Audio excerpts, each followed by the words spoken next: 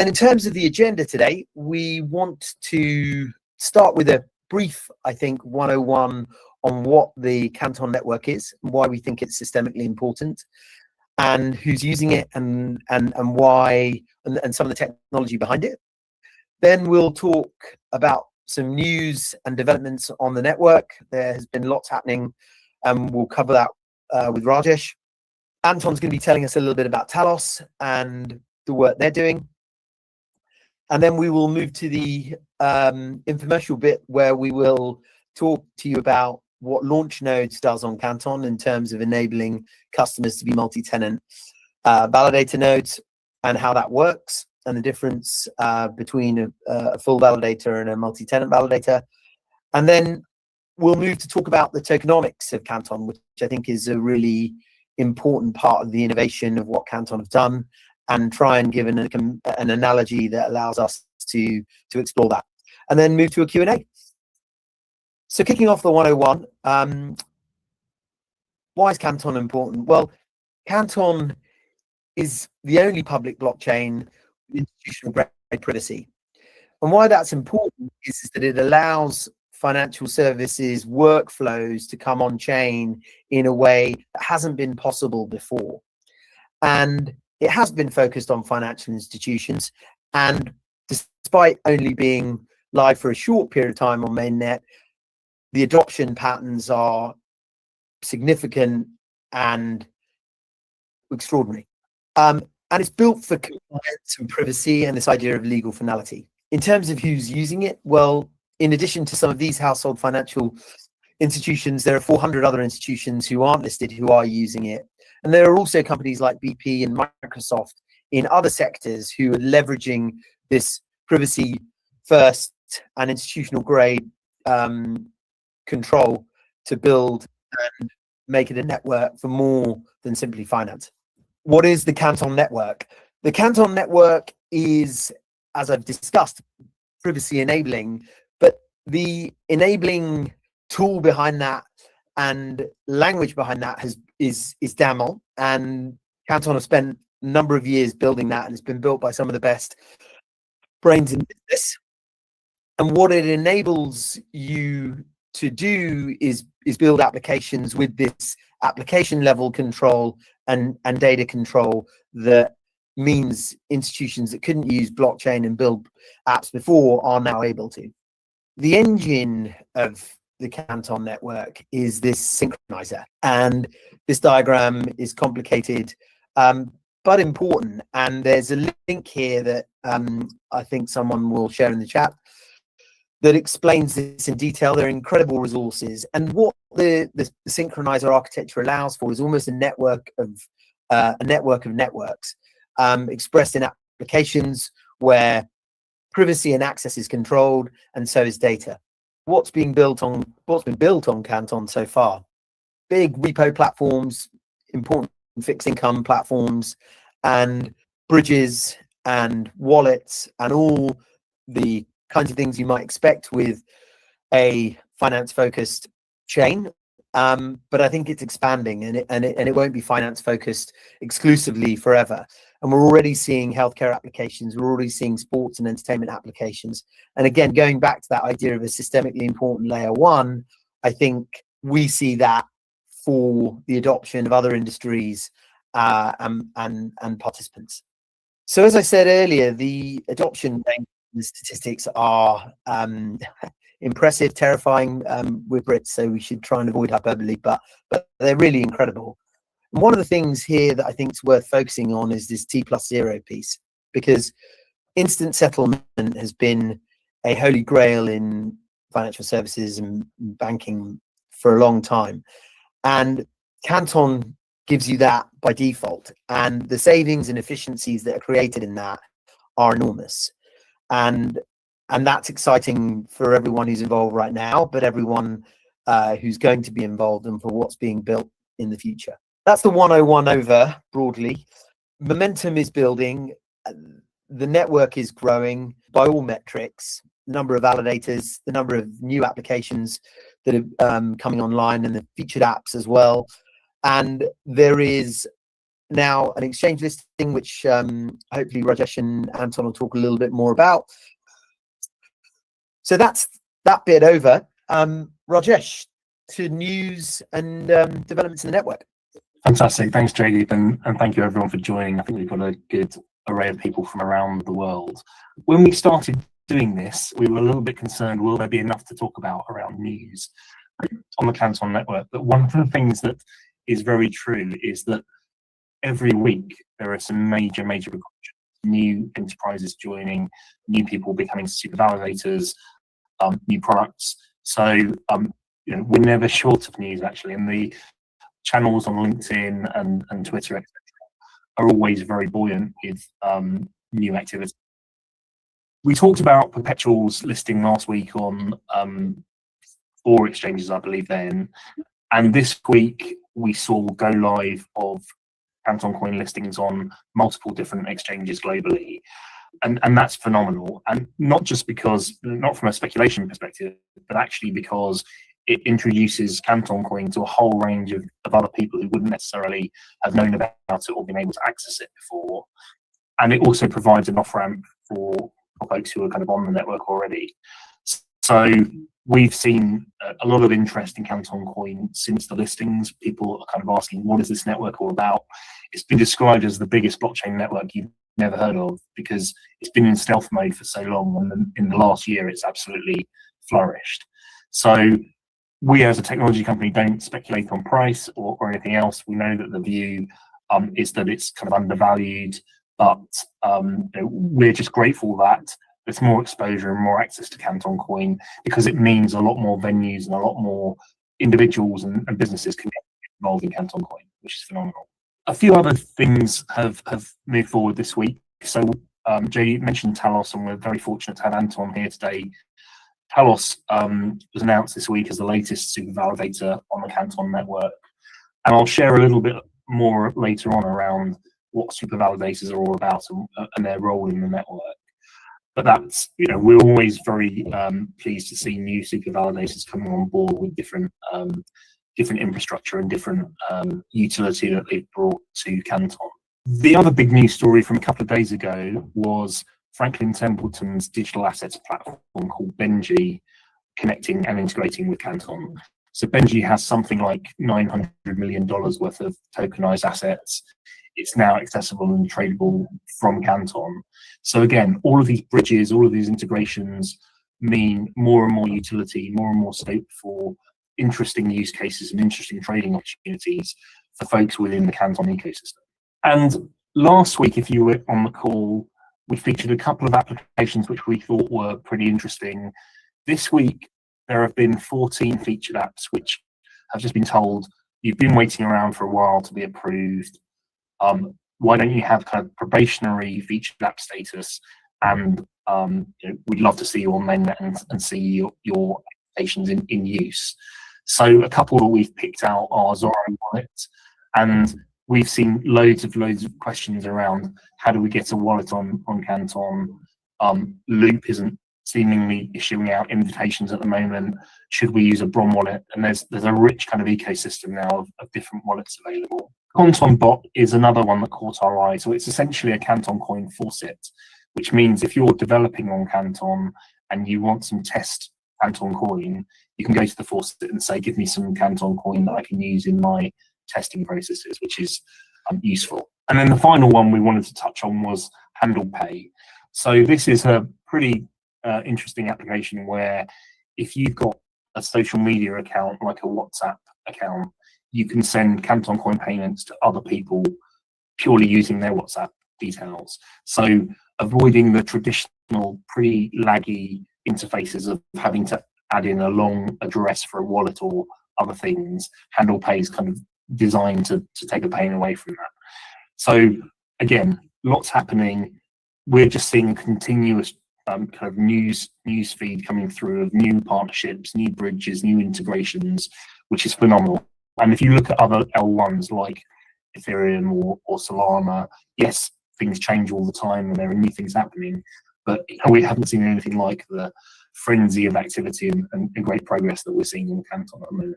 The final piece really isn't specifically about CC Boost, but this was an application which went live last weekend. And the premise is, if you send 2 Canton coin to CC Boost, it will send you back 4 Canton coin. If you send it 4 Canton coin, it would send you back 8 Canton coin. So a pretty compelling application, almost a victim of its own success. So word got out on Twitter, on Telegram and Twitter, people wanted to get involved, traffic's absolutely spiked, and the developers had to take it down just because it was so popular and so heavy on the network.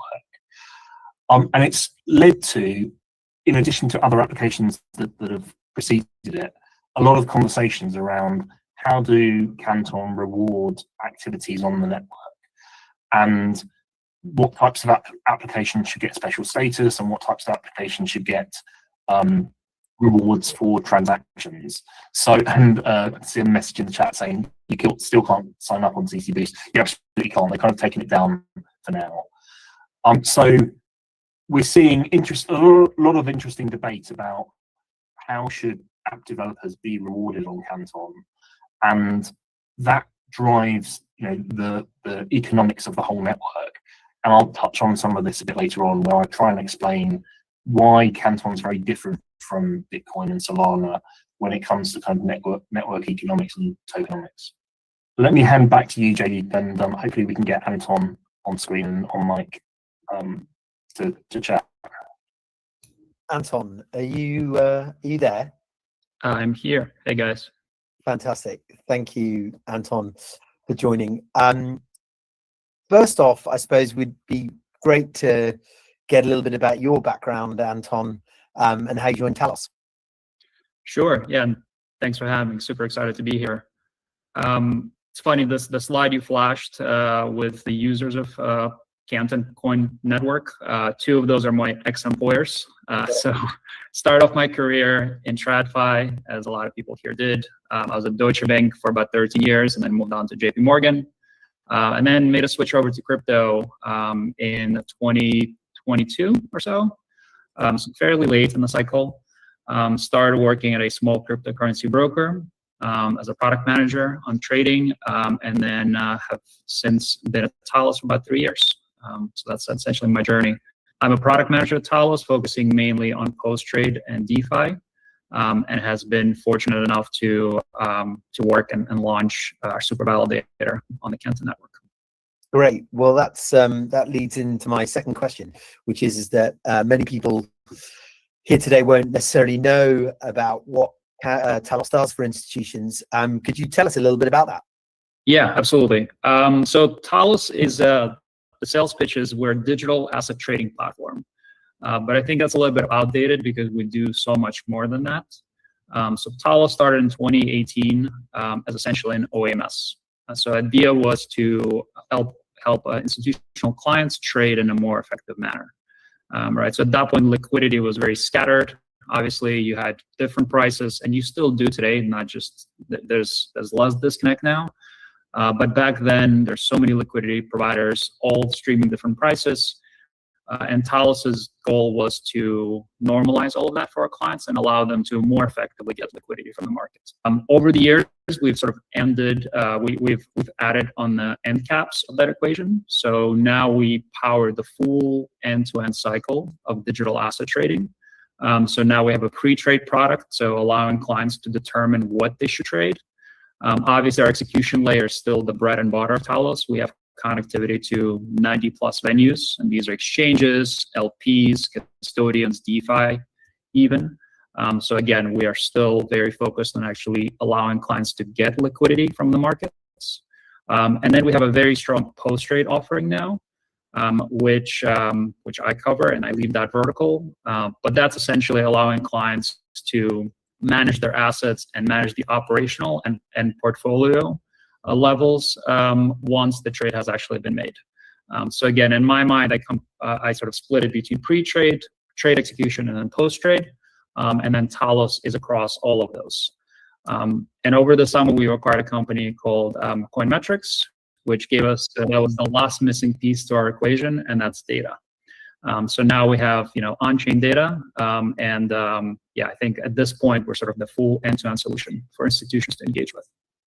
And Anton, could you tell us a little bit about Talos's view on why Canton's important and what you're doing on it? And also, I overused the word systemically important, but I'd be really interested in your view on that in terms of Canton. Yeah, I was doing a lot of nodding on the previous slides off camera, obviously, but I'll throw in a couple of use cases there. And our first engagement with Canton was actually in the spring. I still remember getting on a call with Eric and Masha. Right. Shout out to Masha, by the way, fellow Eastern European and Eastern European food lover as well. So I remember it was a very short call, but I think the two use cases that Eric gave me really resonated, and it's almost like one of those mythical light bulb moments where it's like, yes, we should be doing this. And it's really the privacy aspect of it, right? And I think you've touched on it already.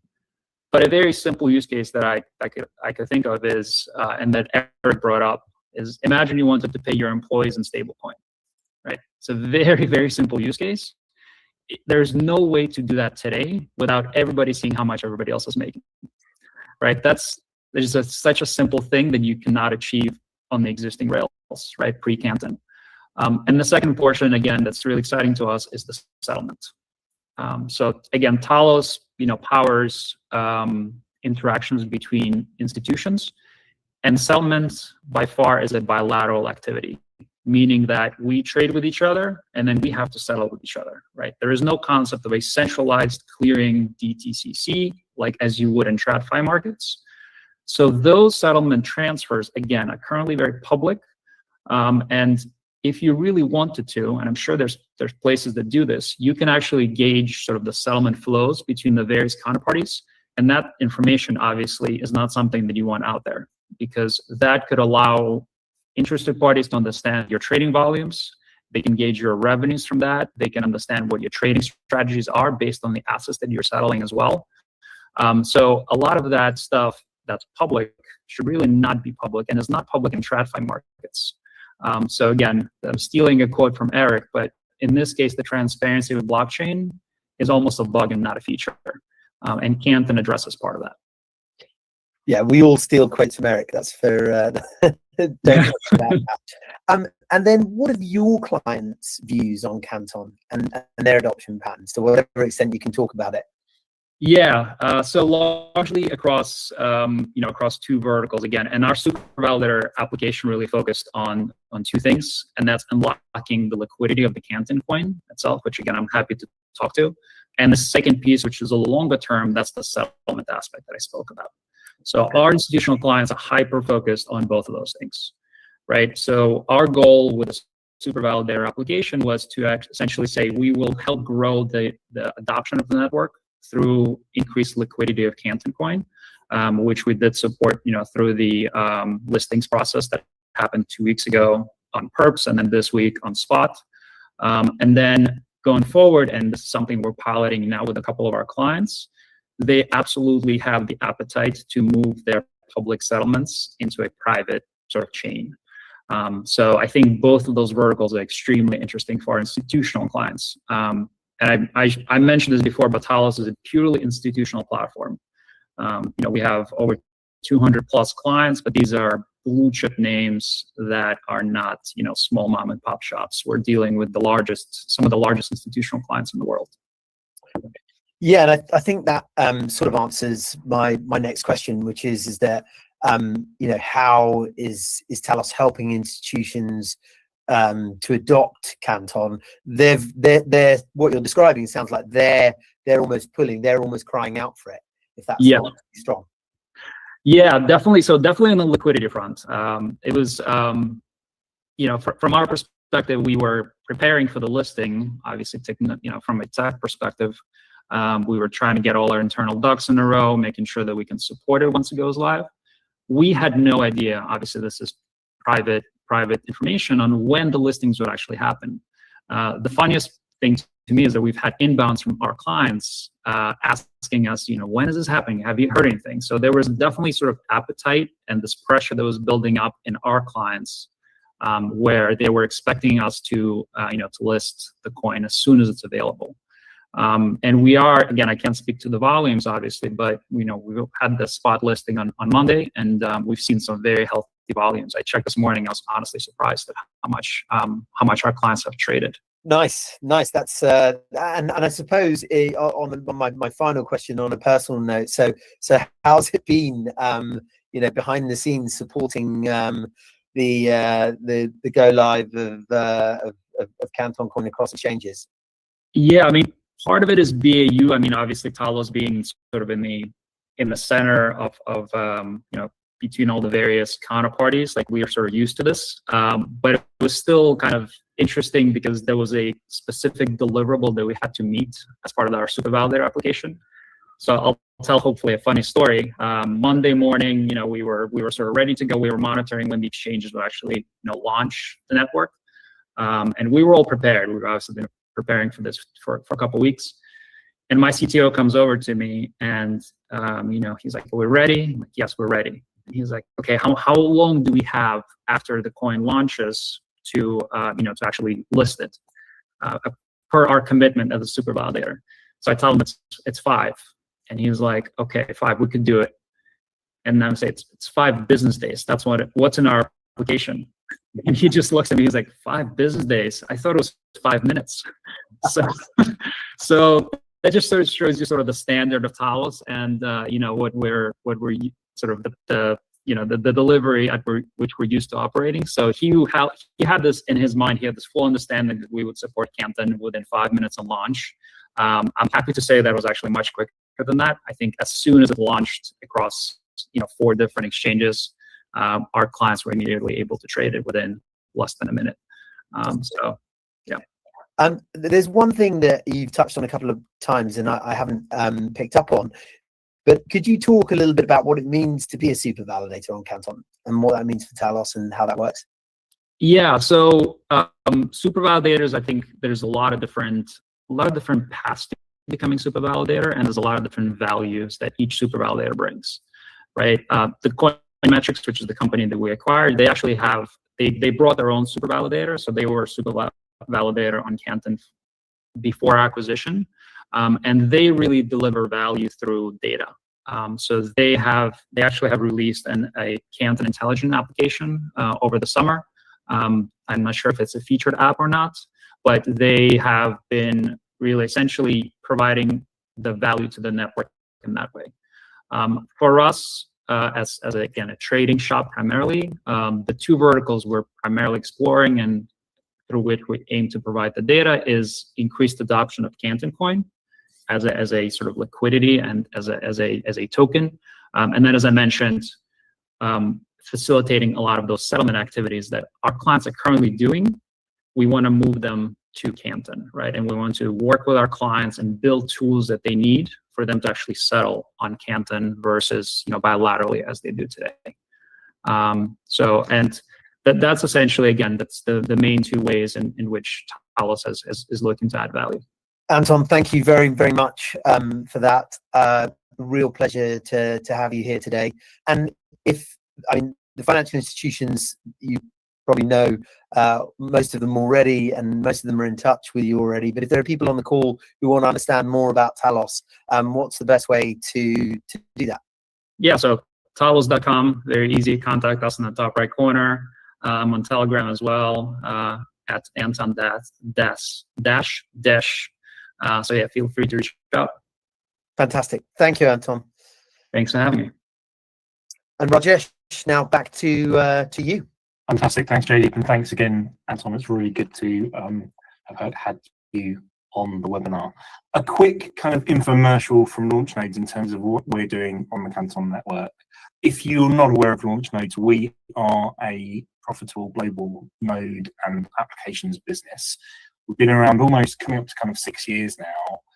We are a Canton Foundation member, and we are approved to offer white label nodes and multi-tenant nodes to our customers. We've operated thousands of blockchain nodes globally for the past 5 years. And one of the things we've done from the outset is look at new ways of funding social impact through things like Ethereum staking. So we are working with Lido, we're working with Aave, and you can effectively lock your Ethereum and earn a yield, or lock your stable coins and earn a yield. And we've partnered with, or we're working with UNHCR, UNICEF, Give Directly, Mercy Corps Ventures, some of the leading global NGOs, governments, to help drive social change at scale. And so anyone interested in contacting us about that, we're always very interested in talking. A lot of people are aware of all validator nodes on Canton, and those validators are there verifying transactions, writing them to the ledger. But a lot of people aren't necessarily so aware of this second option, which are multi-tenant nodes. And I'd like to talk a little bit about that in a second. So really, as launch nodes on Canton, we do three things. We provide full validation nodes for customers. So if you want to have a Talos node, say, we don't operate nodes with Talos, but any entity, we can run a full node for you. Equally, we can give you space on one of our nodes as a multi-tenant.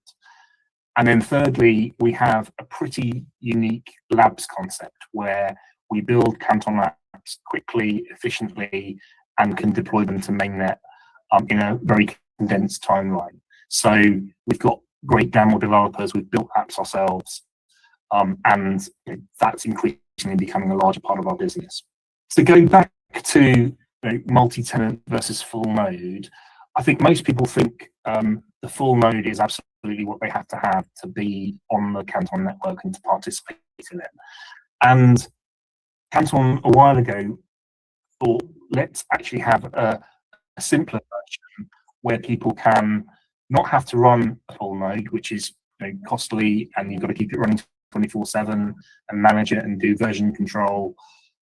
Why not allow people to share a node and split the costs and still maintain that security and still have people siloed from a data and applications perspective? So we kind of embrace that model as well. And right now, some people will be aware that you can't actually go live with a mainnet node, a full validator node, because there's a cap in place. Digital Asset told us yesterday that there is no timeline for that situation changing, unfortunately. I'm sure it will change at some point soon. Canton Network is very keen to get more and more participants on board, and there are a lot of applications which will require full nodes. But in the meantime, if you want to earn Canton Coin rewards, or you want to participate in the network and use applications, multi-tenant is a great alternative to that. And you don't get the full rewards that you would with a full node, but you do get a large proportion of those rewards. And also, come January, the validator rewards diminish somewhat, so you get closer to parity. There won't be such a big difference between running a full node and a multi-tenant node. So as I say, multi-tenant is available now. We're signing up customers on a daily basis at the moment, which is great. And the application rewards are pretty healthy. So all of our customers really are more than covering their costs with us through the application rewards. When would you want to have a full node? In particular, if you have written your own application that you want to go live with. Some folks are saying to us, can we have a multi-tenant node as a stepping stone?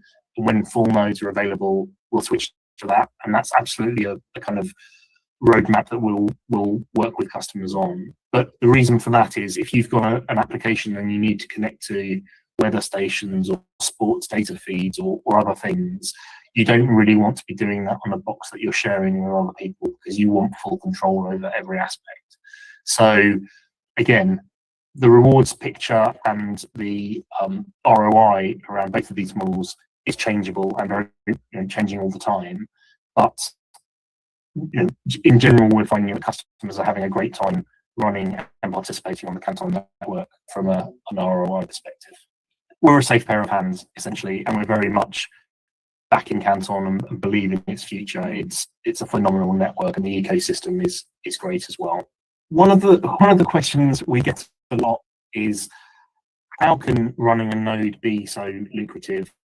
Where are all the coins coming from? If we run a node, I don't understand what we have to do to run a node. There are lots and lots of questions about the economics of Canton And people are asking us, is it a magic money tree? Where CC Boost, for example, how can they give you twice as much money that you send to them? So what we wanted to do was give you a really simple perspective on how Canton economics work. And this may work or it may not. This is the first time we're trying it. But essentially, if you imagine 10 years ago, five gentlemen got together and thought, we're going to build the best fun fair that's ever existed. There have been other fun fairs, and the investors got in early and they made a lot of money, and they left, and the fun fair went to wreck and ruin over time. We want a fun fair where users are attracted to the venue, there's lots to do, and everyone gets rewarded for playing their parts. And those 5 guys realized that there are different types of people that you need to involve and engage and reward. And some of those are the builders, so the guys laying the pipework and the electric cables and putting in wastage pipes and everything else, through to the helpers, the guys providing security and ticketing and first aid, through to the rides. So no one's going to come to your fairground if there isn't a carousel and a Ferris wheel and a water slide. So making sure that there are good rides there as well is pretty crucial. And no fun fair is going to survive if there aren't visitors. So making sure that the visitors want to come and are incentivized to come is also pretty useful. And they decided to create a magical coin that they were going to use to reward all these people. And that's the precise analogy to the Canton network. So super validators, and Anton touched on this, are essentially the builders of the network. Big infrastructure plays, integrations, bridges, making sure that the core network itself is there and available, and all of the kind of plumbing and infrastructure is in place. Then you can be a validator, and you can run your own node, and those nodes perform a useful function as well. And they're equivalent to the helpers who are providing the first aid and everything else. They make the fun fair run day to day. And then the apps in this model are equivalent to rides. So if you come along and you decide you're going to build the best Ferris wheel in the world, then you should be rewarded for doing that, because you're bringing visitors to the fun fair. And if you're a user, you're a visitor, again, you want to get some benefit out of the fun fair as well. So this is kind of how we conceptually see the Canton world. We're not saying it's a game or a light-hearted thing, but actually, this is the model that it's very simple for our teams to kind of understand and explain. And it's very different to how other blockchains operate, where generally it's the infrastructure guys who get paid. And this is the crucial bit as well.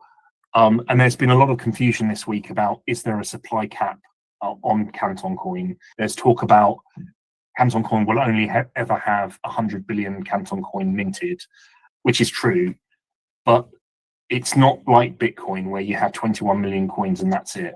There's a kind of equilibrium process, the burn-mint equilibrium, which happens. And that essentially means that somewhere on this fairground, there's a machine which every time you take a ride and you have a token for taking that ride, it gets burnt by this burn and mint machine. But at the same time, every 10 minutes, new tokens are being printed and are available. And if the fun fair's in use and it's a hot sunny day and everyone piles into the fun fair, those tokens are going to be in high demand and their value is going to increase.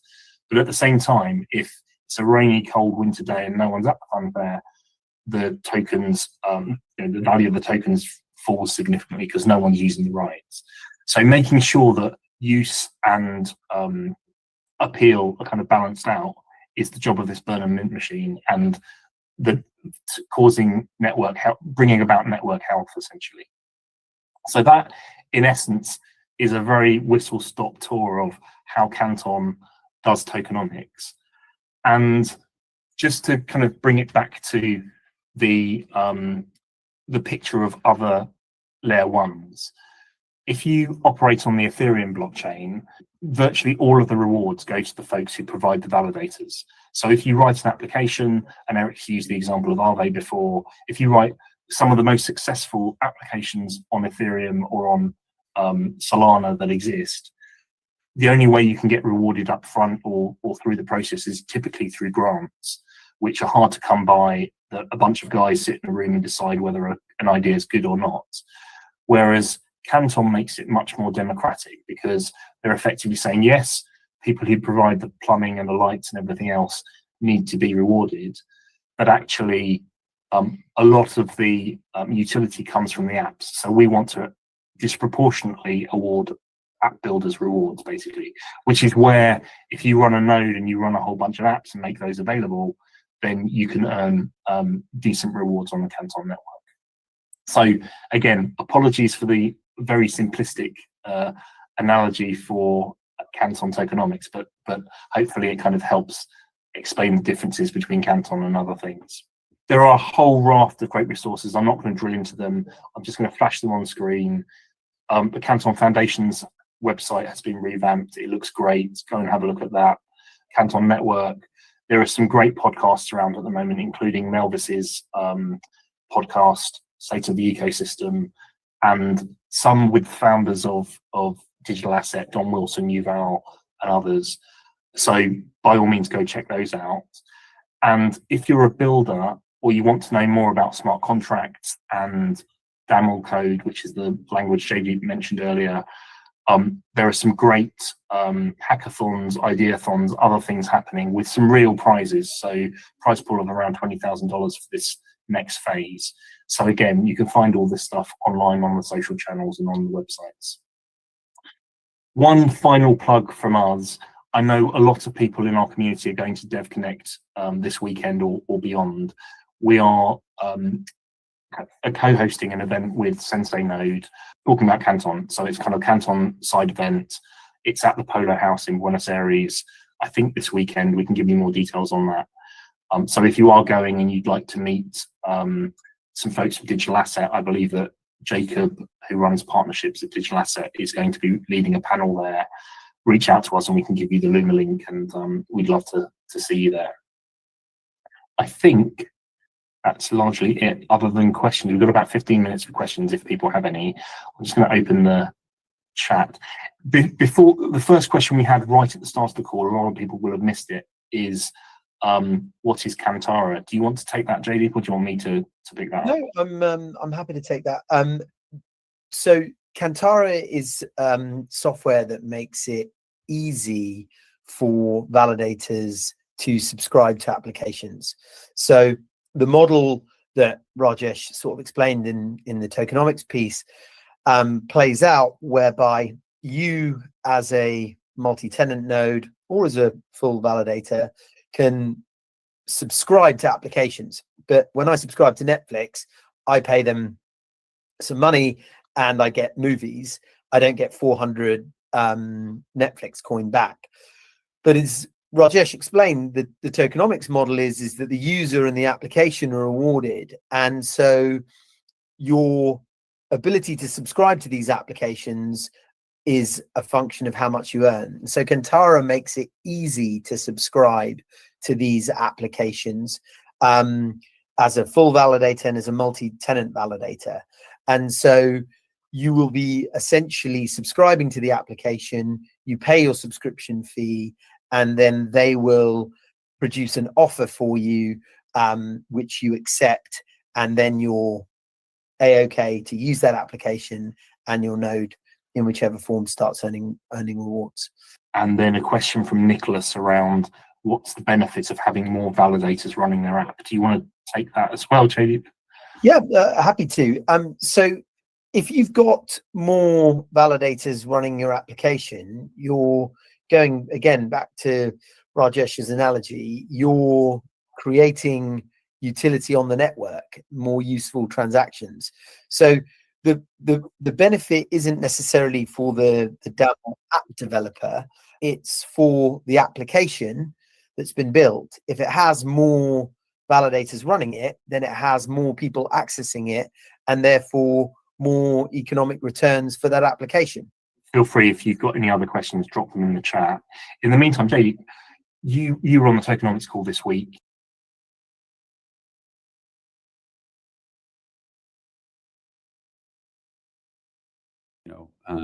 did risk management on their long short portfolio, and then moved to high frequency trading at DRW Trading in Chicago, and was very fortunate to also start their venture team around the time that DRW entered crypto markets, creating Cumberland Mining, which is today one of the leading OTC market makers in crypto, and they've also built a lot of companies in the crypto space. And my co-founder was actually the guy who helped start Cumberland. So, I was very fortunate to be there at the same time. And then in 2014, both Eric and myself left DRW to start Digital Asset. And we met Shaul Kfir, who's the third co-founder, who was on the research team in the Technion that developed zero-knowledge proofs. Excellent. I want to dive more into digital asset here in a minute, but to kind of get an idea of like the underlying foundation for it, I know that it's kind of powered by the Canton network. Can you tell us a little bit about what maybe makes that a unique network in comparison to others, maybe across the Web3 space? When we started the company, as people that have looked into Bitcoin and participated in Bitcoin very early on, Bitcoin to us was and still is a very novel asset class, but the idea of smart contract chains, where, in our opinion, how do you actually create the next set of financial rails? And financial rails for us was, to move assets that have real world utility. People today would call these things RWAs. Back then we didn't. The reason for the name digital asset, which in 2014 you could have bought digitalasset.com fairly cheap, was that every asset, every thing with utility eventually would become a digital asset and would be represented on blockchain rails. So that was the original thesis, and really for us, very different than some of the public permissionless L1s out there. We felt that privacy on chain, horizontal scalability while still maintaining the user experience of an L1 were all kind of like must-haves before you kind of like can say you have an L1 that can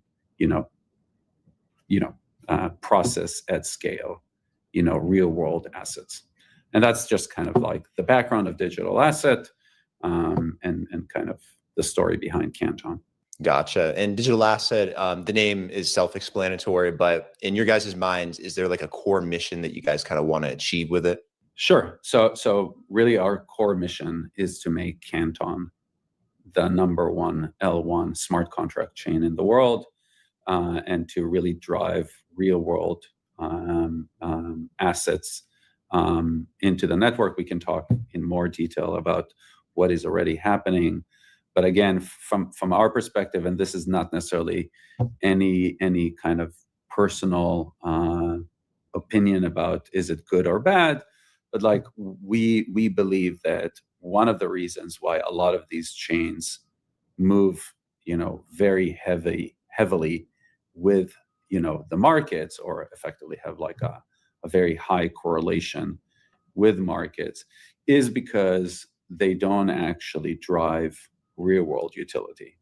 So in the sense that like if you could actually, so for example, meme coin trading and all of those type of activities, generally speaking, will have a very high exposure to the market. So if the market is down, usually gambling is down faster, right? People have less money, they become more risk averse and those things. And in our view is when you actually look at, collateral management, payments, those type of activities, when the market goes down, those markets are still processing a very large number of transactions. And our goal, our mission is to be able to bring these type of businesses to run natively on chain. And tell me about the network too. What are you seeing kind of crop up in the ecosystem in terms of what's being developed? Like, are these applications around infrastructure, DeFi, governance? Like, is there kind of a theme? Yeah. So I think that, again, if I go back to our thesis, if in order to drive large scale enterprise type of applications, to us, privacy was a must have. And we announced our partnership with Circle in January, and really the main objective there is the ability to actually have the same performance, 24/7, very cheap, all over the world, stablecoin payments, but now with privacy. And I think that if you think about it from maybe retail using stablecoins in crypto, they're willing to accept that. Even some big players that are moving it. But now that the crypto market is becoming bigger and bigger, and stable coins are clearly, especially with the IPO of Circle, are more and more in the spotlight. I don't see, and I'm just going to make up, I don't see a Fortune 100 company doing all of their payments with the whole world being able to see it. So one of our big focus and one of the things that we're seeing is, stable coins really getting excited about the ability to use Canton to actually do payments with privacy. There's payment companies that use stable coins for their ability to send payments. And currently, in order to have privacy, what they do is they commingle the accounts together in order to obfuscate the activity. You can imagine that that's something that they prefer not doing because it has a lot of operational risks associated with it. So if they can actually have all the accounts separated but still have privacy, that's a big deal for them. There's a lot of opportunity also now with the Genius Act in the US that now stablecoins will become legal tender to use it for collateral. So we know like exchange it or clearinghouses have this thing called variation margin, which is a lot of money movements. And now with exchanges wanting to move to 24/7, that's a big opportunity.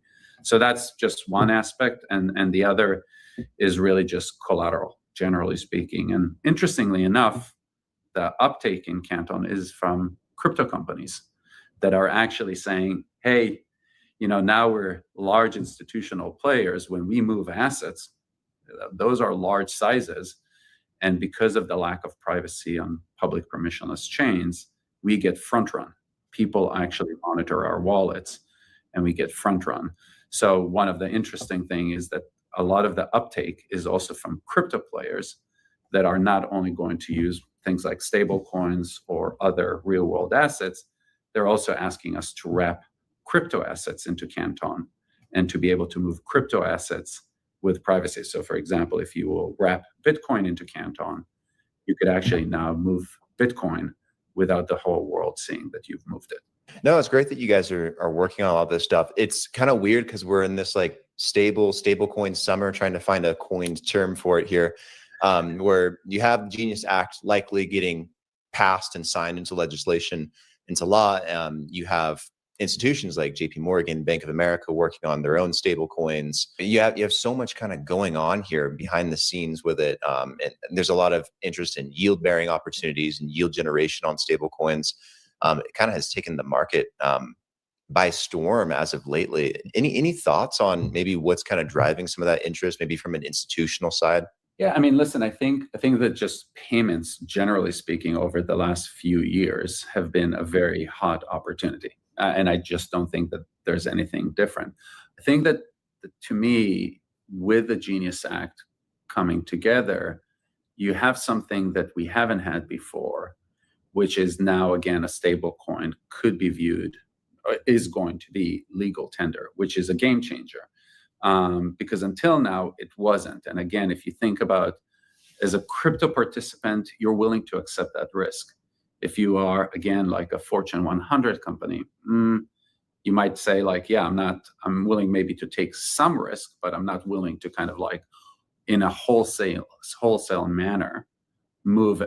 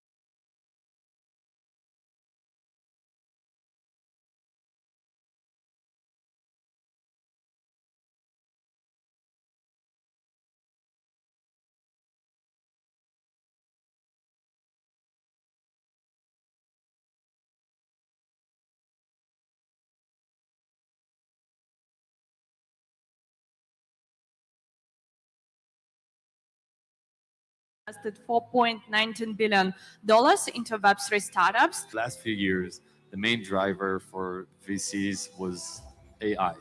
Stablecoins, this is like unbelievable opportunity that started emerging in the space. Now we come to such important discussion of the intersection of institutional and venture capital in Web3, in digital assets and blockchain. But first, let's start with a brief introduction of our speakers. So let's start with Lemon. Morning, I'm Lamon Rutten, Exchange One, new exchange. Focus areas are Europe, UAE, and India. Good morning, guys. I'm Saul Redron, managing partner in Master KVC. We're early stage funds focused on deep tech cryptography. So our thesis is quite simple. We invest in innovative cryptography that we can scale fast within the Web3, which is a little bit more complicated to understand. But if your guys have real use cases or things that actually aren't possible to do in traditional finance, but is possible due to cryptography or to Web3, that's where we shine. Hi, I'm Charles, the founder of Caprioli Investments. We run the Caprioli Fund, systematic macro fund, been trading crypto for 6 years, working with investors around the world, 60% plus CAGR over that period. We also run Caprioli Charts and Analytics, an AI-powered platform for navigating the markets. And some of you may know me as the founder of Hash Ribbons and other macro metrics.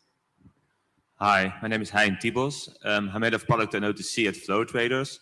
We're a global liquidity provider, both in the traditional space as in digital asset space.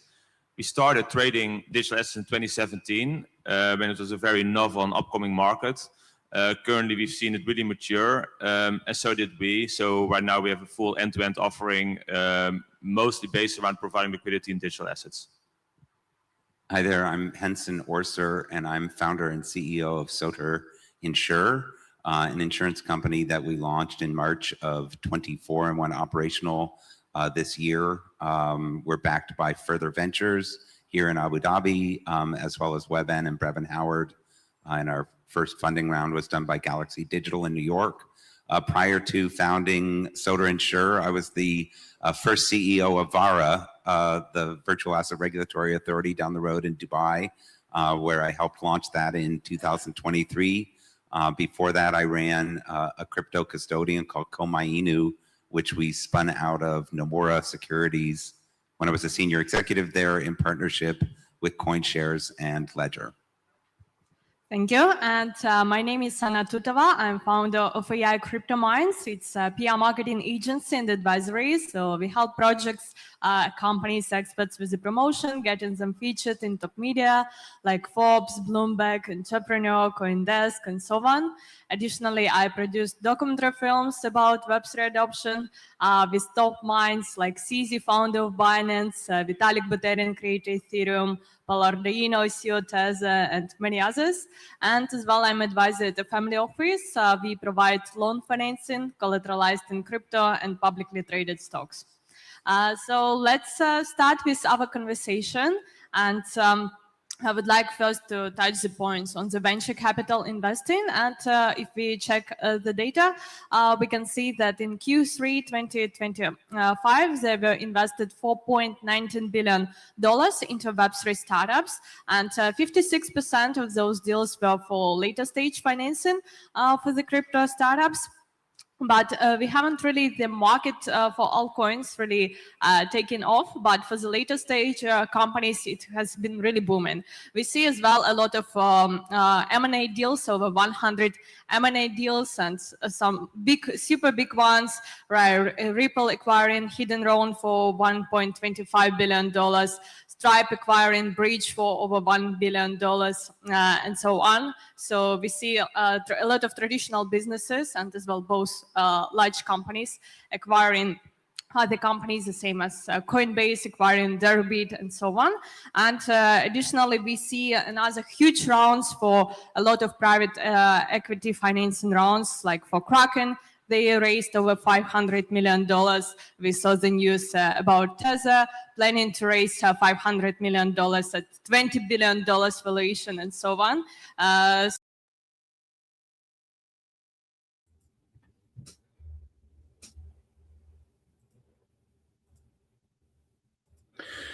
Hey, chat, what's going on real quick? If you guys are new to these evening/afternoon streams, all we are doing is just sharing some of the panel discussions. There's literally thousands of them inside the Private CyberX Discord.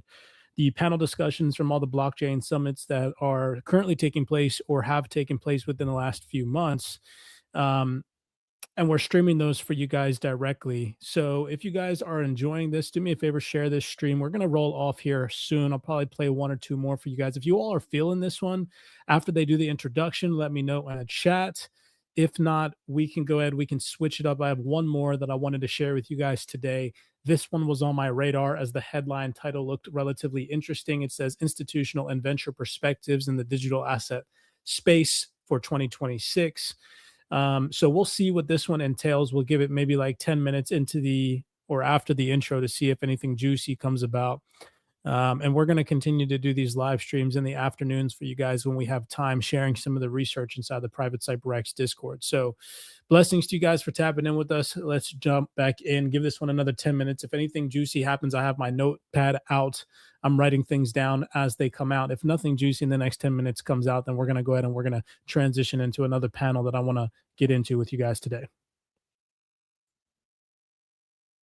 So the industry in that stage is really booming, but for the early stage investing, it's a bit tricky and different. So I would like first to ask Saul. So there basically we haven't really seen the altcoin season and this cycle. So how are you changing your investing approach in the current institutionally focused environment? Thank you for the question. Actually, it's pretty aligned with what we do in MasterKey. So we don't usually do trading and we don't do alts. What we do look for is real use cases. And what we actually see these days is like the maturity of the ecosystem. And it's also important to understand like few different forces that affecting general VC and thesis. So it's like in the last few years, the main driver for VCs was AI, right? We've all been there. We all saw that a lot of startups in different segments just outside of crypto and Web3 didn't survive. So like they literally came out like zero dry powder. So like they don't get investing, they don't get funding. What we do see in our space, different forces that are affecting. And M&As are just a side effect. Stable coins, this is like unbelievable opportunity that started emerging in the space. Started it with Tether in 2015, I think. And what we've seen based on the Andreessen Horowitz report, $45 trillion in settlements. Out of it, it's 9 trillion for payments. So it's not something that we can think that it's just a side thing. Stable coins are becoming a killer app, and these financial or like more fintech companies like Stripes and etc. and have to take steps. We also saw it in the last, like I'm based in Israel, and like what we've seen in the last 2 weeks, we saw 45 was acquired by Paxos. It's the third Israeli acquisition for custodial solutions.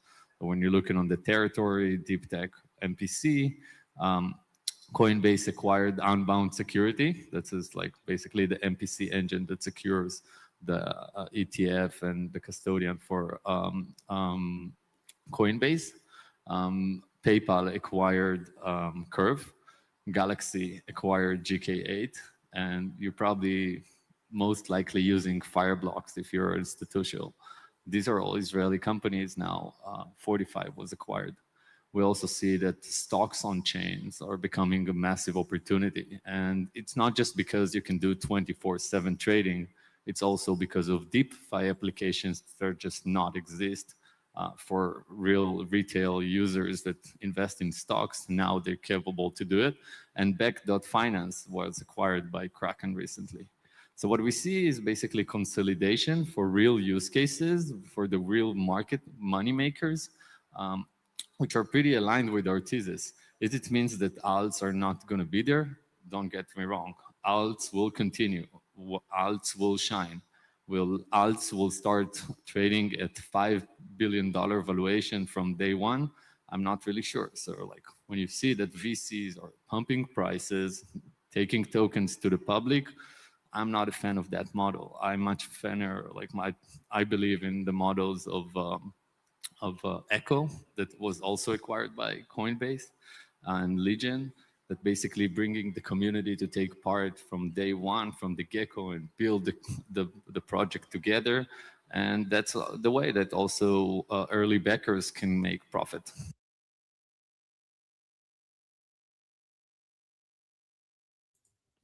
Honestly, Chad, I'm thinking that this one's going to be a dry one. It's already 10 minutes into the podcast or the panel, and we haven't heard anything worth writing down yet. So I'm going to go ahead. I'm going to switch it up. I have one more that I'm going to play for you guys. It is an interview.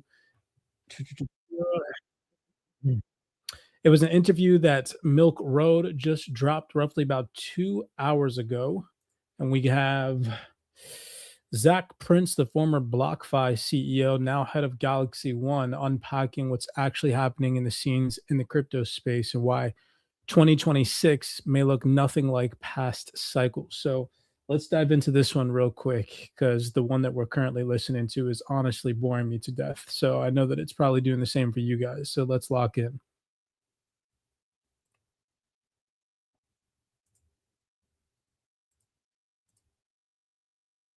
Been a leader in the institutional crypto lending market for a long time. The institutional crypto lending market is undersupplied with cash relative to traditional markets. And as a result, the cost of borrowing is higher. And we are, with this product, enabling folks to access that market with a security wrapper of a guarantee from Galaxy behind the product. The biggest players in finance are in a race to build the latest and greatest everything app. But what does this mean for users, investors, and what makes all of these apps unique, or are they all just different flavors of the same thing? Hello and welcome to the Milk Road Show, the daily crypto show that knows that the best app in crypto will always be number go up technology. I'm your host, John Gillen. It is Tuesday, January 6th, and today we are joined by Zach Prince. Zach is best known as the co-founder and former CEO of BlockFi. He is now back in crypto as the head of Galaxy One, Galaxy Digital's consumer-focused platform offering high-yield cash accounts, crypto trading, and stock brokerage services, and maybe a whole lot more than that soon. Zach is going to give us the inside scoop on one of the biggest newcomers to the crypto app competition, and a whole lot more besides that. So make sure you like and subscribe. Share this episode with someone who needs to hear it. Today's episode is brought to you by Reserved ETFs, the on-chain equivalent of ETFs in crypto, because the BlockFi situation was what it was. I think you guys handled that as well you could under the circumstances with what happened with FTX. But you are somebody who has been in crypto for a very long time, and I'm really curious your thoughts on where we are in the market right now. Bitcoin is finally showing some signs of life here in early 2026 after surprisingly weak performance in 2025. Is this just a dead cat bounce on the way into another long bear market, or do you expect Bitcoin to show some strength and make new highs in 2026? Yeah, I could, honestly, I've never been much of a short-term market prognosticator. I defer to Mike Novogratz and others within Galaxy for, price predictions and things of that sort. But, from when I first started investing in Bitcoin, which was back in 2015, I've thought that it was something that is a store of value mixed with a kind of venture capital-esque type of bet. And I still think it serves that purpose. I think there's tremendous tailwinds behind the asset class with ETFs and other kind of traditional financial services platforms having products now that they can sell to investors to give them exposure to the asset class. I think demographics are in the asset class's favor. And I think we're going to continue to see increased use of blockchain technology into different applications that will ultimately pull capital into the ecosystem. The times where I have tried to guess where the Bitcoin price is going to go, I'm often wrong. I don't make investment decisions based on how I feel about where the price might go. I'm more of a, come up with an asset allocation, set it and forget it type of guy. That being said, the market felt pretty bearish at the end of last year. It should have been a great year for Bitcoin. Gold, silver, stocks were all, had a great year. And Bitcoin was down on the year, I think a little bit, right? Like down 10%-ish on the year, which is not what you would expect. Twitter sentiment, I'm a huge, ex Twitter user. I read it probably too many hours of every day. Felt very bearish. You had some people rage quitting. And anytime you start to see that sentiment, the pattern matching that I've seen in my years in the industry and as an investor in the asset class, is that it could be the beginning of a signal that it's about to rip. And is there going to be a reason that it rips? I don't know. Sometimes there's a catalyst. Sometimes there's not a catalyst. It's just, it's time for Bitcoin to start moving and other cryptos to follow. So look, we'll see. My view is that, everyone that manages liquid investments for theirself or an institution would be wise to have an allocation. I think it does a wonderful thing to portfolios, and I'm long-term very bullish on Bitcoin in the asset class. Hey, if you're a product leader and an investor, Milk Road wants to talk to you. We're hiring a head of product to build tools. Galaxy One, and particularly your career, has been much more retail focused. So what do you think about this growing gulf between retail sentiment, like you said, being terrible on crypto Twitter and other places, but the institutional adoption getting stronger and the fundamentals getting stronger? What do we need to see happen to sort of reignite some of that retail interest in digital assets and bring back some of that enthusiasm? I mean, look, it could be any number of things, right? It could be something as simple as bonus season actually rolling around in the next few weeks, and people allocating some of their bonuses into the crypto sector, Bitcoin crossing 100K again. And then all of a sudden it's, in vogue and people are excited and the animal spirits are flowing. But you're also going to continue to see announcements this year, similar to what we had last year with the ETFs on the institutional side. Like Morgan Stanley this morning just announced they're launching a Bitcoin ETF and probably some other crypto ETFs. And so I think that'll be a big story for this year. The traditional financial institutions of the world continuing to productize and open up distribution channels for crypto that will then flow through to retail investors. Often cases, it'll be retail investors who have their investment decisions managed for them by an RIA or another investment professional. A lot of those channels are still closed. They move slowly. The ETFs just came around last year. Some wirehouses and other firms have a 1 year lockdown on new ETFs being able to be made available to their clients. And so we're going to see progress there. And ultimately, I wouldn't be surprised. I'd be more surprised if we have another bad year and less surprised if we have a good year that people aren't expecting with low sentiment at the beginning of the year. Gotcha. Yeah. So it sounds like you're saying that the 4-year cycle is dead. But like you said, you're not a prognosticator, so I'm not going to twist your arm on that too much. But I really appreciate the outlook and just sort of your general thoughts on where we are in the market right now, because a lot of people are trying to figure out what's going on. I want to pivot the conversation more towards Galaxy One, because I do want to learn a lot about this platform while I have you on the program here. This has been billed as a unique, or a unified crypto platform built for institutions.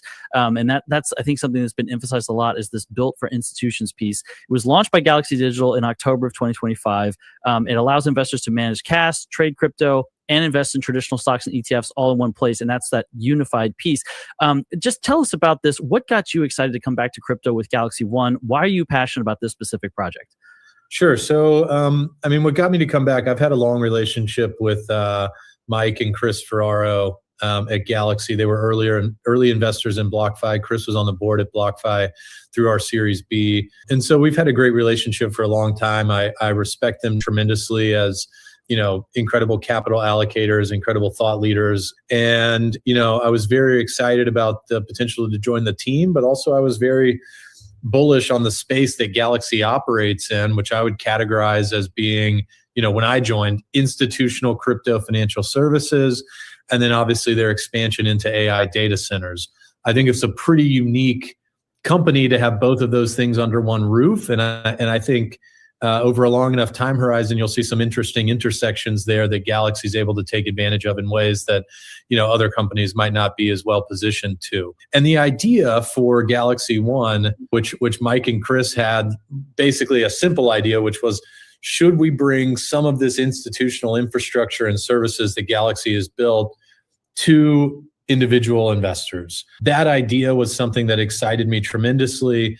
And to do it not just for crypto, but also, across other asset classes, and in a way that was really focused on enabling folks to grow their wealth with differentiated products that Galaxy is uniquely suited to offer because of its infrastructure and expertise that it's built up, of course, in traditional finance with the backgrounds of everyone before joining Galaxy, but then specifically in crypto. And so we launched in October, checking account with FDIC insurance, brokerage account where you can buy and sell stocks with no fees, crypto account where you can buy and sell blue chip cryptos, and then our Galaxy Premium Yield product where you can earn 8% on cash if you're an accredited investor.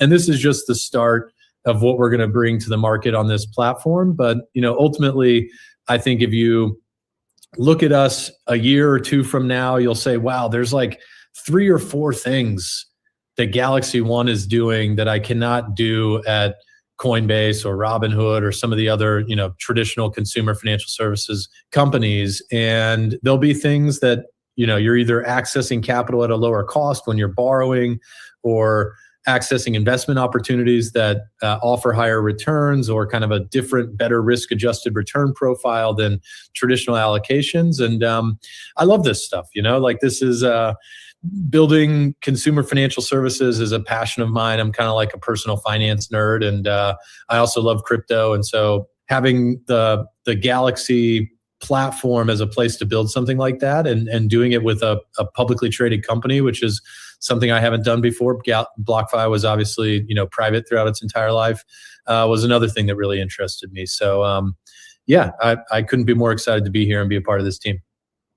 Well, I want to say one thing just to plug Milk Road AI. Mike Novogratz from Galaxy Digital came on to kick off that channel that we launched. If anybody missed that interview about that intersection of AI and crypto that Zach mentioned, definitely go check that out.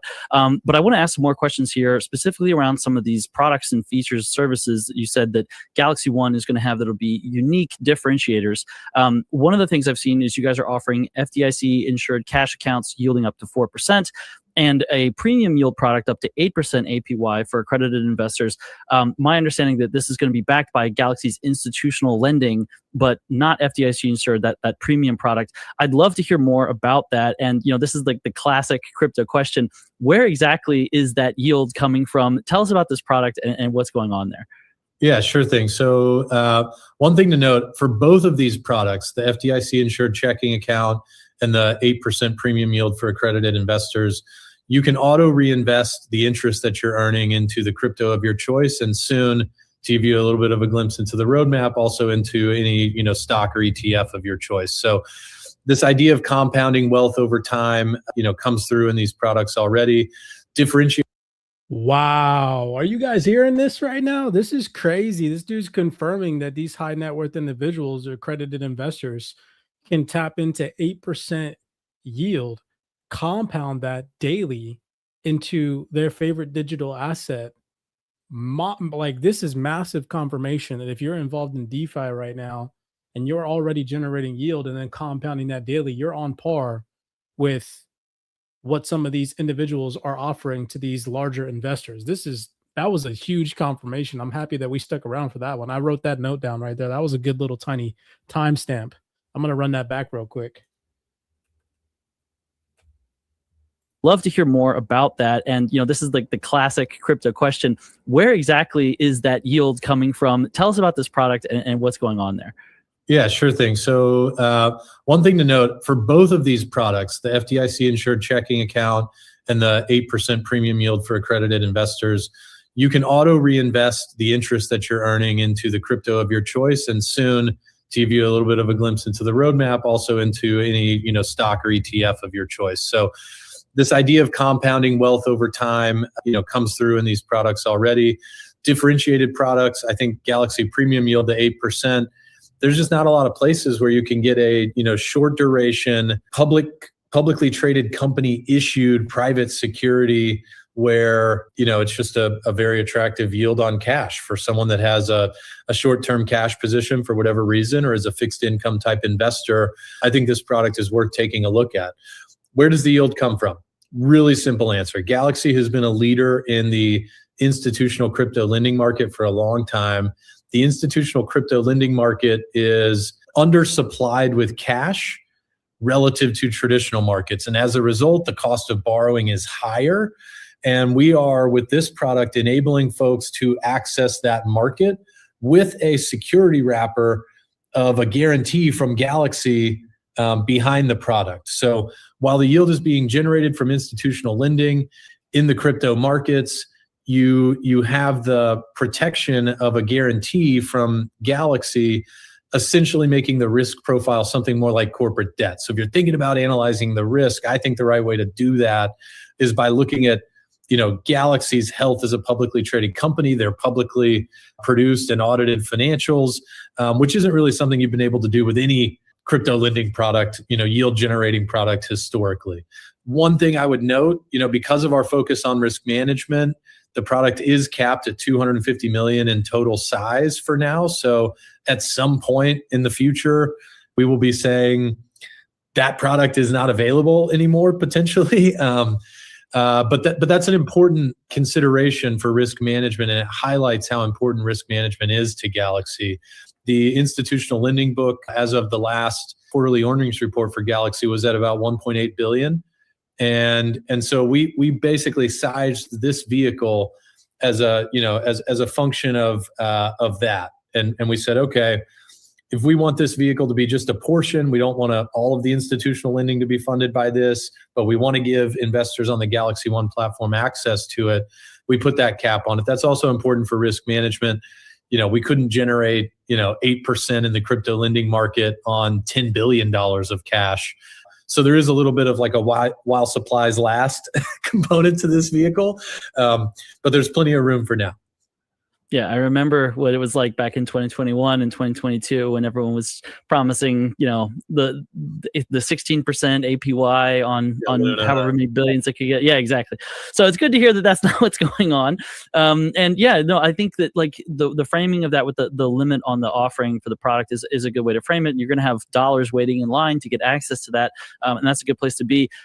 Like we've discussed in this conversation already, Galaxy traditionally has been very focused on institutions. This product, as you say, is for individuals, retail, but a lot of people have already observed that Coinbase, Robinhood, Binance, many others are already sort of serving the retail market. And I'd like to hear your thoughts on just what differentiates you from these people or these other competitors, other apps. Do you see them as competitors, or are they going for a different niche of the market? Like, tell us your thoughts on that.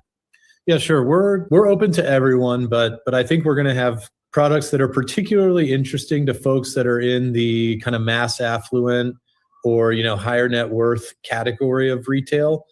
We think of that as being roughly the 20% of households in the US that meet the accredited investor definition, which is $200K a year of income or $1 million net worth, excluding your primary residence. And with our product suite now, Galaxy Premium Yield is only available to folks that are accredited investors. And so while we're open to everyone, that is kind of our express target market right now. And we think that audience has some, unique needs that aren't well suited by the Robinhoods and Coinbases of the world. So I would say those generally fall across two categories at a super high level. One is white glove customer service. Our client service team is based in the US. They're very smart individuals. They're often registered reps that have passed their Series 7 or 63 or other kind of securities-based certifications, and they're available over the phone, over chat, over email, and so a really high quality of customer service. And the second is that anyone who's been on Robinhood or Coinbase knows that they are throwing a lot of things at you. And for me, a lot of those things do not belong next to a serious like long-term kind of asset management, asset allocation, investment strategy. There are certain coins in the crypto market that I wouldn't recommend to, my worst enemy, not that I have one as an investment.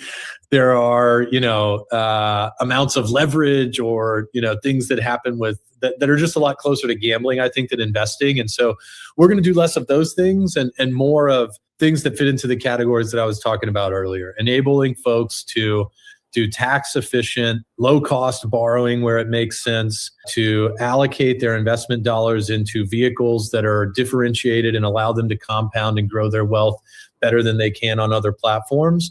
And I think we're going to do that in a way that is decluttered relative to what you see in some of the other kind of financial super apps today, with the backing, obviously, of Galaxy Digital and the product pipeline that comes from the institutional focus that Galaxy has had. ETFs provide investors with a structured, disciplined, and diverse.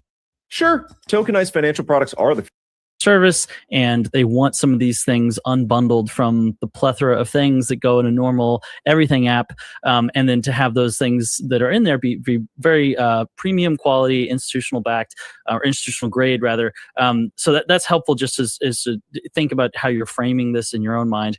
I want to pivot towards some questions about the roadmap and future products and services that might be on the docket here for Galaxy One, but I want to frame this in a sneaky way to see if I can get you to tip your hand on this. Coinbase and Robinhood have both publicly and successfully been pursuing their own L2s on Ethereum. A lot of other players in the space are doing L1s, launching their own stable coins. Have there been any conversations about doing either of those things, an L2, an L1, stable coins within Galaxy or Galaxy One? Or what are some of the items that are on your roadmap for 2026 and beyond? Yeah. So, I mean, look, within Galaxy, it's an easy answer. Yes. Have we had conversations about it? I mean, there are just some incredible teams and areas of the business at Galaxy, as I think you probably know from having Mike on. We're one of the largest providers of blockchain staking validation services across a number of blockchain networks. We own and operate a custody platform with GK8. We have an asset management and investment banking and advisory arm where we're, helping companies facilitate investments or merger or acquisition transactions. We offer, private and publicly traded asset management vehicles. So are we looking at novel ways to take advantage of the brand and our position in the market directly, through blockchain infrastructure? Yes. Is that happening within the Galaxy One team? Not necessarily in a silo. There's a couple other teams within the firm that are more focused on those than are. We're really like the consumer-facing app layer. And so as those things get developed in other parts of the firm, will we look to bring the ones that are relevant to the audience that we have on the app in the right package? Absolutely. So, we'll be having a staking product and a borrowing product coming out on Galaxy One this year that I think will be differentiated relative to what consumers are able to access on other apps. We'll be adding support soon at Galaxy One for corporate accounts. And we think of this as really two categories of corporate accounts initially. Single member LLCs that are used for investment or wealth management and planning purposes. So think LLCs, trusts, foundations, and then also for crypto businesses that want to get access to a treasury management solution, open up a bank, brokerage, and crypto account with one simple onboarding. If you've ever had to onboard, I don't know where Milk Road does its treasury, but if you've ever had to try and open up a bank account and a brokerage account or a crypto account for a business, you realize that it can be really time consuming. For every single one of those, you're looking at, weeks to months for each type of account. We're going to enable folks to open all three of those accounts in one shot really quickly on our platform. We're going to be also launching a crypto portfolio line of credit product, which I'm really excited about. A couple other products in the borrowing category that we haven't talked about specifically yet, but in the back half of this year, you'll see us combining crypto with a traditional asset class for a very large borrowing market in a way that I don't think other platforms have done before. So yeah, borrowing, earning more on your assets, onboarding more account types with business are some of the big themes for Galaxy One for this year. Gotcha. So what I'm hearing in this answer, and there was a ton of alpha in there that I'm going to have to rewatch this again and unpack each one of those things piece by piece. But it sounds like a lot of these products and services are focused on solutions for corporations, for companies that you're focusing on in 2026. Tell us about that market opportunity. What is the demand that you're seeing in the market that's underserved? And why do you think it's so important to focus on providing these solutions for businesses and corporations? Just tell us a bit about that. Well, I think there's two parts. So, on the individual side, if you think about this type of client that we're trying to address, the mass affluent, higher net worth individual in the US, very often these are business owners, or they have, for wealth management purposes, separate entities. I mean, on the super simple end, you're talking about, just like an IRA that they've moved out of a 401k from an employer that they now kind of self-direct and can move around. And we already support those on our platform. But as you get into more advanced stuff, you think about an LLC if you're someone that invests in real estate, and your LLC might be sitting on some cash that you need to manage. Or if you're doing charitable donations, if you think about a donor advised fund to manage your charitable donations. If you're thinking about your family and how things are going to flow through once you're not here anymore, you've probably set up a trust. And so there's all these different vehicles that individuals use, which don't have a social security number. They have an EIN number. And as a result, we want to have the ability to onboard those seamlessly for our individual clients. And then the second category is crypto businesses that are looking for a consolidated banking, brokerage, and crypto treasury management solution. And, things have gotten better for crypto businesses, but it's still hard. Like if you go to a bank and say, you're filling out a form to try and just open up a bank account and you put anything on there about crypto, you're going to raise some compliance flags. You're going to go through some extra checks.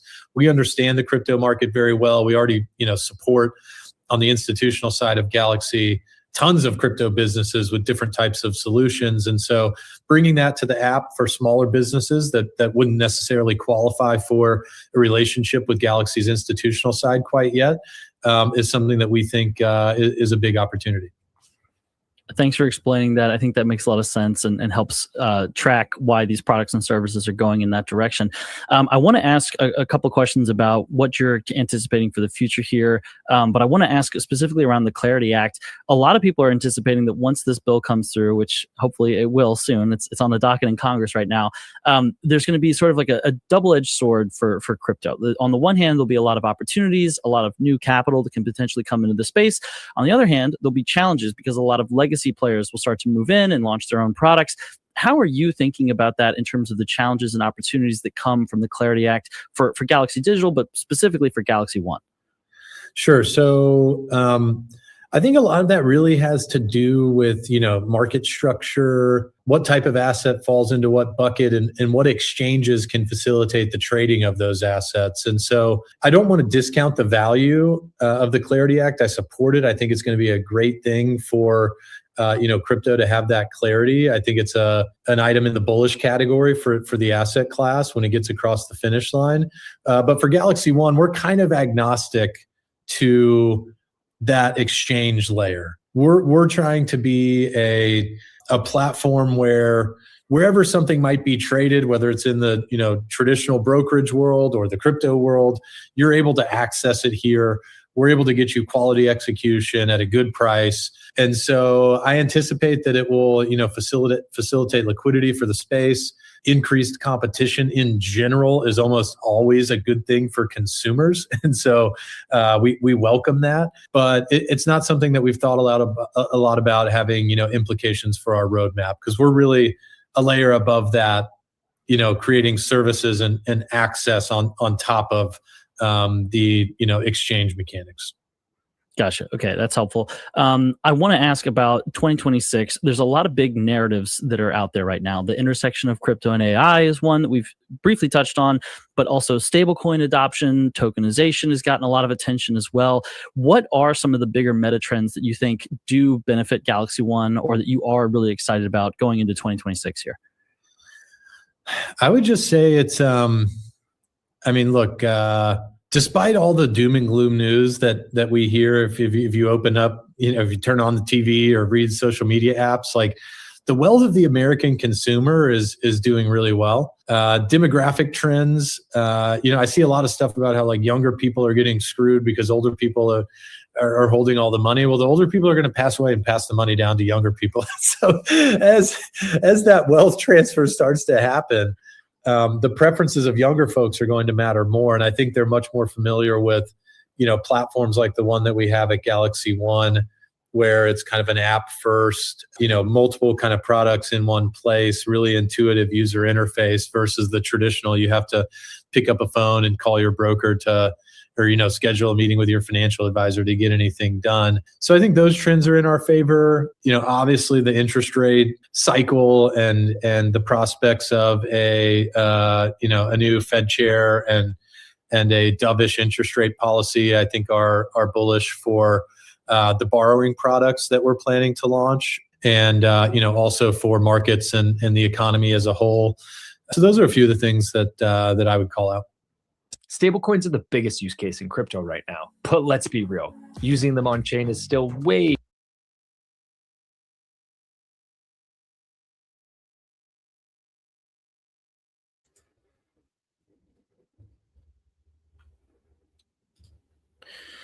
All righty, team. That is all that we have time for in today's podcast. Just streaming some of the research that is shared in our crypto-specific crypto conference section in the CyberX research channel. Don't forget that if at any point in time you guys want to access this vast collection of non-mainstream research, CyberX is one of the most comprehensive research communities available to retail investors. If you're a crypto investor, active trader, or DeFi user, you will find a home inside our private community. The CyberX research team goes into the rabbit holes that most people don't even know exist. We've built one of the largest organized collections of documents, panel discussions. We have regulatory updates and institutional publications in the entire crypto space. And all of this is available at your fingertips. Non-mainstream research that you won't see on Twitter or YouTube, real-time macro and institutional market breakdowns, institutional grade technical analysis insights. We have 4 to 6 private Zoom calls every single week. There's hundreds of educational documents, the largest collection of esoteric books, awakening resources, and this are just some of the things waiting for you inside of CyberX. No hopium, no service level hype, and no recycled Twitter noise. So hopefully we see you guys on the inside. For those of you advocates that want real education, real insights in a community that is built for people ready to elevate financially, mentally, and spiritually.